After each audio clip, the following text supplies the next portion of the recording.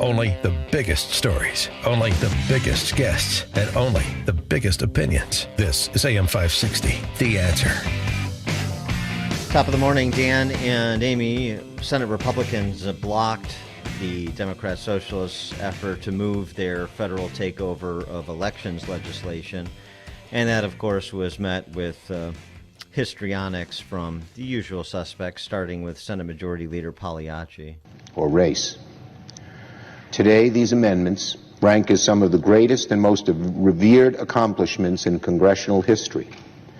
They are proof that our country is capable of living up to its founding promise, if we are willing to put in the work. That's Chuck Schumer comparing Senate Democrat Socialists to post-Civil War congressional Republicans who moved the 14th and 15th Amendments despite opposition from Chuck Schumer's party. That's who Senate Democrats are now. They are the same position as congressional Republicans who were correcting a wrong done to black Americans.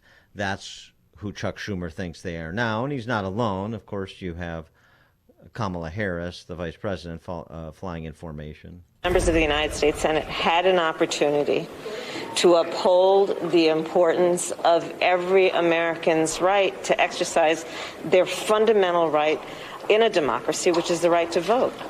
And when presented with this opportunity, the Democrats unanimously upheld the importance of that right, and the Republicans, sadly, unanimously failed to do so. So we're not going to give up. We're not deterred.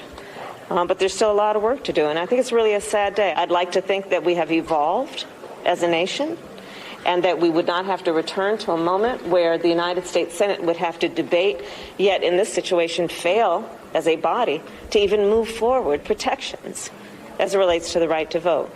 So we're not going to give up. We have never given up, those of us who have fought for the right of every American to be able to express their voice through their vote. We're going to continue to do the work. Continue to do the work. Continue to do the work. For more on this, we're pleased to be joined by Indiana Senator, Republican Mike Braun. Senator Braun, thanks for being with us again. Appreciate it. Hey, good to be back on. So, per the esteemed Senator Schumer and the esteemed Vice President, why is it that Republicans don't want people to vote? I think the why is it should be asked, where were all the complaints about access to voting, the entirety of what they're trying to now federalize pre-COVID? This is simply something that they did maneuver to get election laws changed in certain states through local jurisdictions and election commissions. And Democrats, once they do something and find that it works, they then try to either generalize it or fix it in permanently. And I think the hypocrisy there is that there was none of this discussion pre-COVID about not being able to vote in a way that was going to make it easy. But they see an opportunity, they go for it. That is on display not only with this bill, 4 or 5 other major pieces of legislation, plus the spending spree that they're stumbling over currently because they're fighting among themselves. But no, they are go-getters. When they see something, they go for broke. And a lot of times it's worked in the past, and Republicans fail to undo it. So they're probably just following what their nose tells them to do and where they've had success in the past. Are you friends with Senator Manchin, and is he going to hold the line here? I think he will, and haven't talked to him on this issue, but he's wobbled a bit because when it comes to the voting rights bill that we voted on, they still could go to a particular kind of a change of the rules regarding filibuster to get that through. When it comes to Manchin on the spending, on what he sees is, I think, the way most of his voters would see it in West Virginia, that it's trying to federalize everything and put us into a position of $1.5 trillion structural deficits.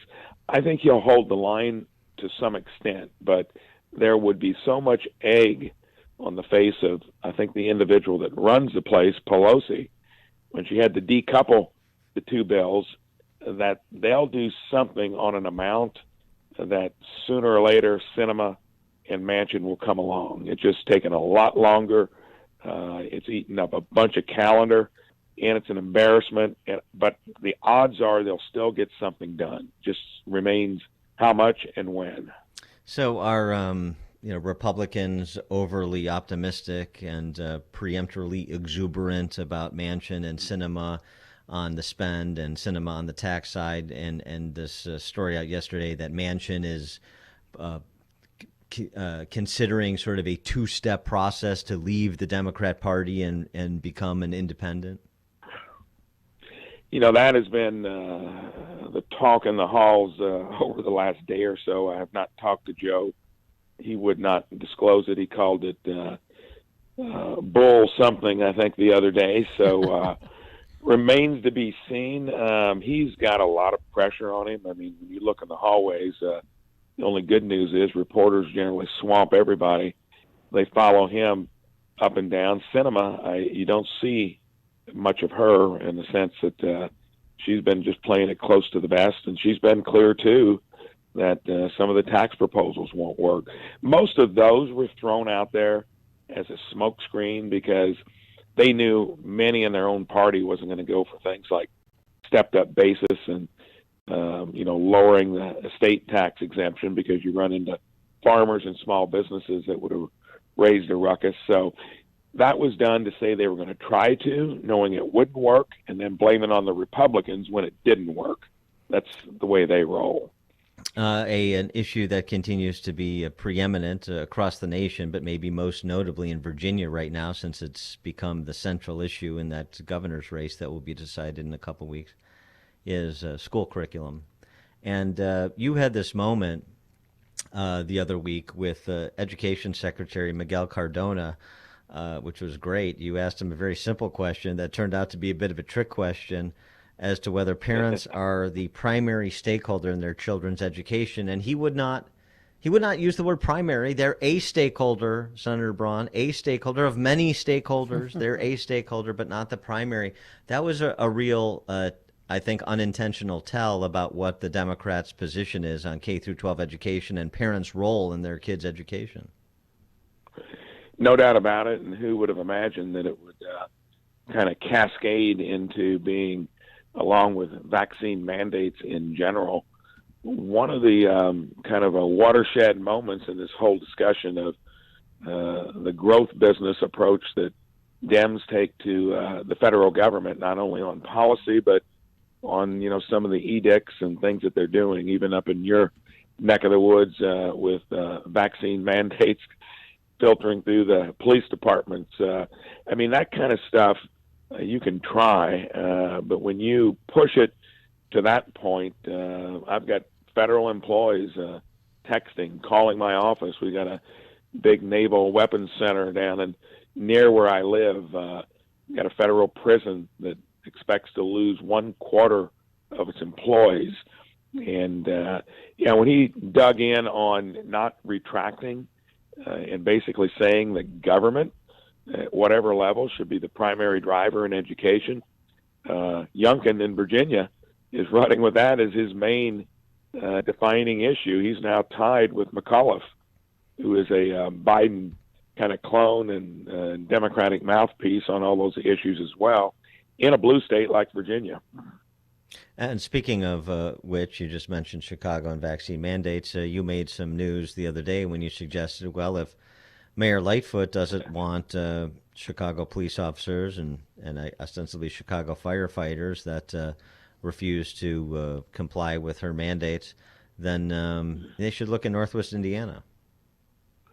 Come on down. We've got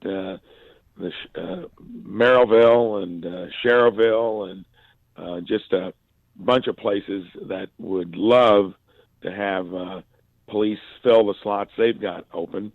Much lower cost of living, and don't have to put up with the mandate madness that you've got in states like Illinois, New York, California, across the country that basically echo whatever the federal government says. So, yeah, even in my hometown, down in the southern tip of Indiana, southwestern, One of our police chiefs said that we had a applicant, somebody kicking the tire from the Chicago Police Department. That's going to happen. People will start, walking from places that are too oppressive when it comes to what we're seeing play out across the country. And vaccine mandates, school boards. I think people are going to be real careful when school board elections come along to make sure you got people on your board that reflect your community's values. That may be the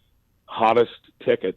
I was on one for 10 years from 04 to 14, and normally it was maybe a few disciplinary issues and a building project. Now with the critical race theory and vaccine mandates, it's a lot hotter position to be in, and many people within a community are realizing their boards don't reflect their points of view, the parents' points of view. Yeah, lower taxes, great schools, welcoming communities. And I don't know if you've seen this yet, but in Greensburg, Indiana, they're offering people who work remotely $7,000 in cash to move, but they're also offering free grandparents. So if you need help with your kids at all, or if you just need, somebody to talk to, there's grandparents and elderly people in the community that'll help you out. Well, you're going to find all kinds of, I think, ways to not accept what is probably the most heavy-handed dispensing of government that I've witnessed. I paid a lot of attention running a little business that turned into a national company for 37 years. And 3 of my 4 kids, good executive team, run it now. But you used to have just normal issues with bothersome regulations where government gets into overdrive a little bit. This is government gone wild, and this cannot be the new paradigm. And I think if we as Republicans can't take the material of what we've been talking about, this clumsy exit from Afghanistan, the southern border, which is now right up there, the jobs and the economy, we need to soul search on how we articulate things better. And then when we do get it back, are we going to undo some of this craziness? Or are we going to be wallflowers, and sit back and do nothing? I think there's a lot that we've got an opportunity to do to resurface as a different kind of party as well, one that's not the party of no or I'm not interested, and especially one that will look at undoing some of the craziness that they're putting out there. They assume we never will. That's why they spend the political capital, take the risk and do it. I hope it's different this next time we're in charge. He is Indiana Senator Mike Braun, Republican. Mike Braun, Senator, thanks for joining us. As always, appreciate it. Hey, my pleasure. Thank you. And he joined us on our turnkey.pro answer line. It's what Chicago is talking about. It's Chicago's Morning Answer with Dan and Amy on AM 560. The Answer. The Lou Dobbs